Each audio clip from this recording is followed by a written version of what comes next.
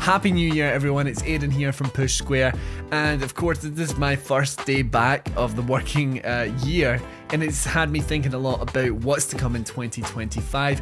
We're going to have an officially ranked most anticipated games list, which is actually ranked by users over on pushsquare.com, but here today I want to talk about some of my personal picks for the games I can't wait to play in 2025. So let's get into it. Starting off the list with a game I've been waiting a long time for is Arc Raiders. This is the latest game from Embark Studios, the team behind The Finals, which is a game I've sunk over 260 hours into. I have a lot of cautious optimism with this game. It is an extraction shooter. It's third person, it's got some Division vibes in places, and we've seen very limited gameplay. It seems to have had quite a big shift tonally from the official reveal trailers to the more recent stuff, but Embark Studios has really revitalized the multiplayer space for me with The Finals. It's a game I sunk so much time into and had so much fun with. I'm quite excited for this. I've never really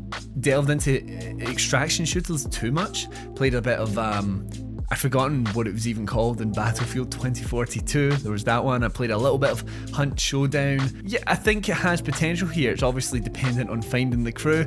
I'm hoping my Finals crew come over with me to Arc Raiders whenever it finally drops. But this game was actually supposed to come out before the Finals, and we're still waiting on it now. The Finals has been out for over a year at this point, so I'm not entirely won over by it, but like I say, Embark Studios at this point has earned enough trust in me that I'm very much looking forward to their next game. Next up, Jurassic Park Survival. I'm a huge fan of the original movie. It's probably the movie I have seen most in my entire life.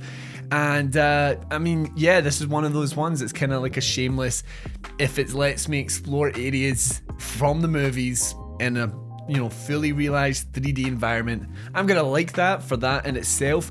But on top of that, we've got Saber Interactive at the helm of this one. It's a first-person survival horror based the night after the events of the movie, I believe. And actually, I'm really intrigued to see how they incorporate more of that survival horror aspect, because there's hints of that in the movie. There's some parts that are quite scary, but the book has a lot more of those horror aspects than anything we saw in the Spielberg version of Jurassic Park. So I would really like to see this come to light in this game. And yeah, it's for a while, I'm pretty sure I made a video a couple of years back actually talking about movie tie-in games that I would love to see. Jurassic Park was one I mentioned. I'm sure I said some kind of survival horror Jurassic Park game. I'm going to try and get a little clip of that here somewhere. Something so many people seem to forget, including the series itself apparently, is that Jurassic Park really has itself planted in the horror genre. And there we have the potential to mix up that dino DNA to make ourselves a first-person survival horror experience. But yeah, as a huge fan of the movie, I can't wait to try something like this out. Next up, we've got Judas, which is the new game from Ken Levine, the creator of BioShock. This is very clearly a spiritual successor, I suppose, to BioShock.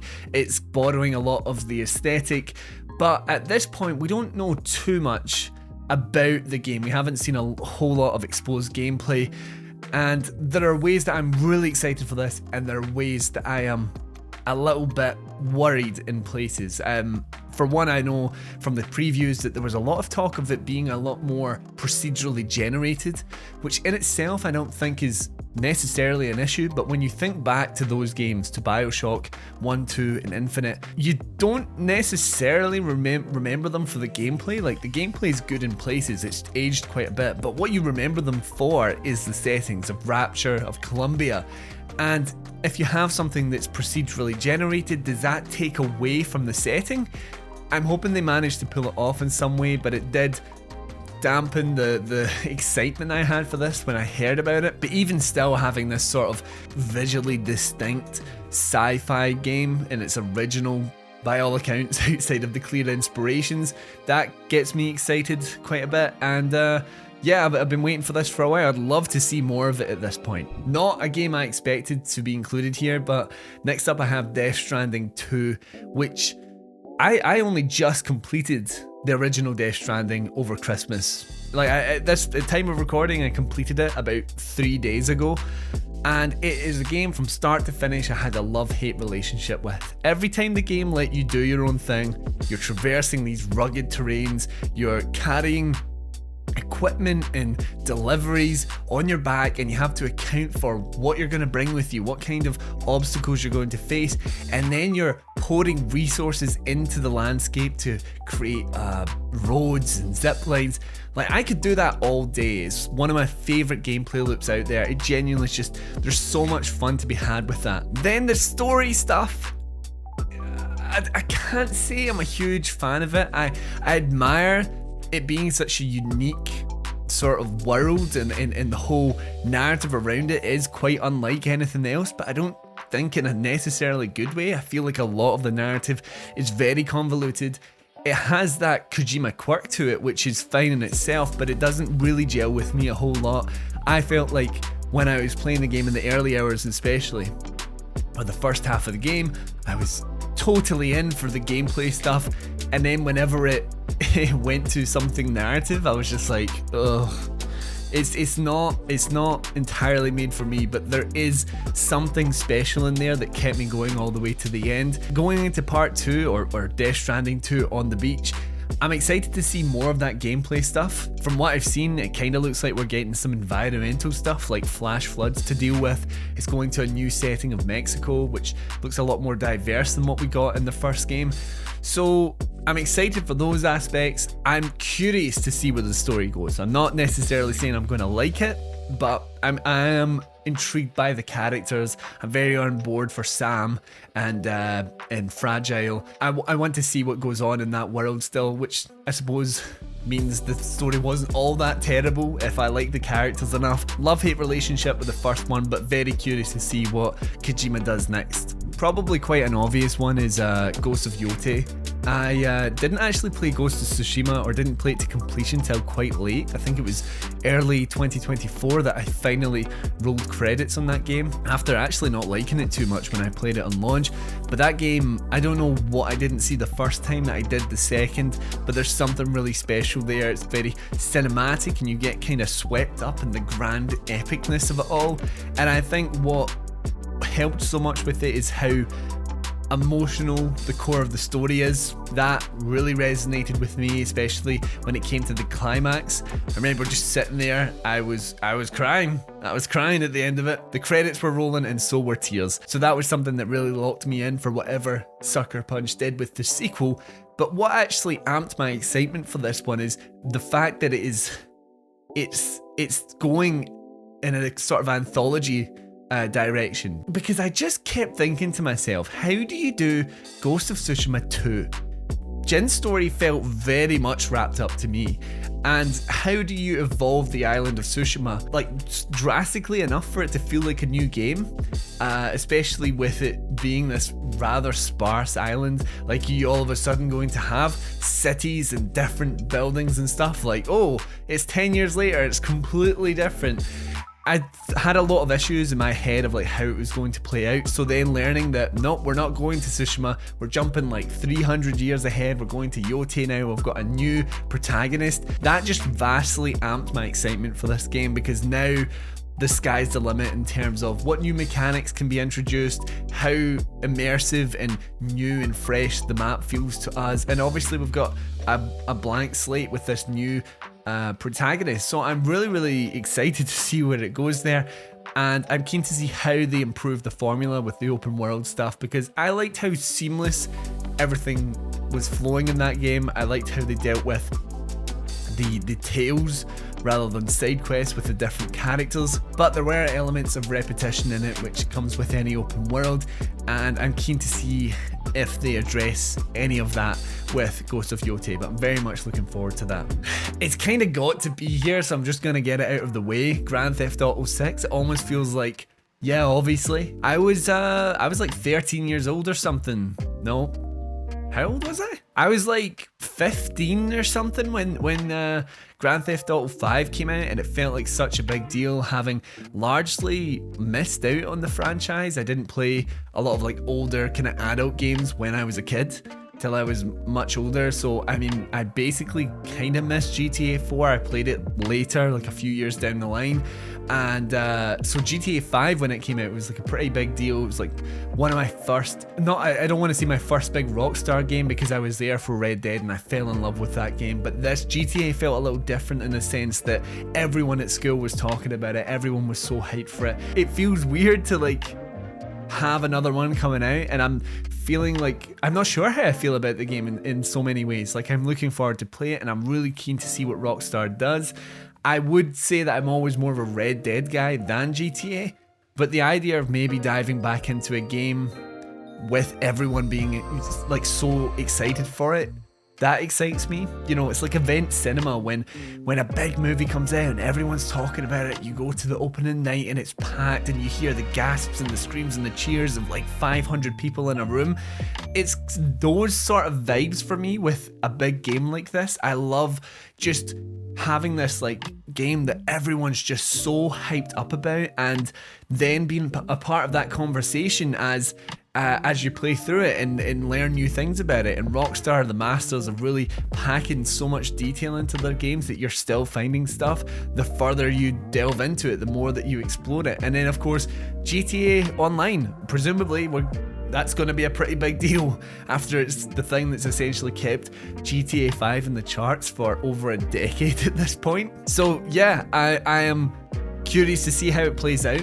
I'm very excited from like a legacy standpoint, and I love to see some event gaming like this. Just before we move on, for GTA 6, there's a high chance this game gets delayed. It seems to be what everyone's saying, but I'm holding out hope for now.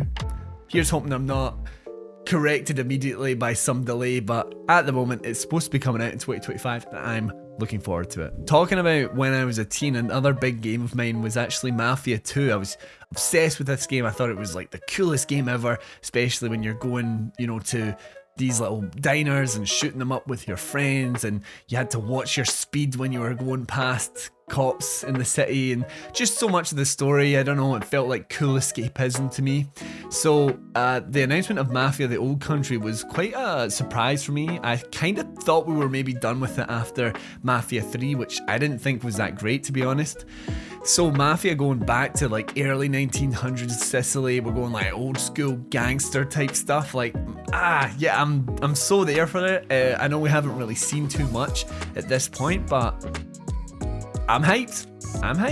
A game announced at the Game Awards in December. We have Split Fiction, which is the next game from Hazelight, who of course made The Way Out and A Way Out and It Takes Two. Now we have this game that is essentially two writers fall into some kind of simulation, and one of them's a fantasy writer and one of them's a sci-fi writer, and then you have a co-op adventure. I still have not completed It Takes Two. I am so far through that game. Me and my wife have played an awful lot of it, but we have little spurts where we're like, we'll go back to it and we pick it up again and we play through a section. So it takes a long time, but every time we've played it, I've really enjoyed the experience of getting to play with my wife who isn't into games. You know, there's something nice in that kind of sharing the hobby, and it's a game that's accessible to someone like me. It's still entertaining for someone that knows how to play all these games, but it's also accessible enough for someone that doesn't at the same time, and I think that's a really hard balance to pull off.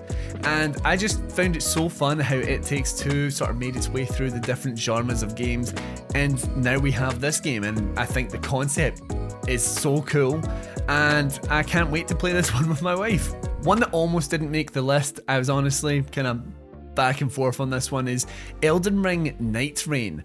And the reason it ultimately made my list is because Elden Ring actually became a game I played almost, not entirely, but quite a lot of that game I played in co-op with my friends. It was such a fun game to sort of explore, and it felt cool at times when you're going deep into like caverns and coming across these bosses, and we would talk about our game plans to take down bosses.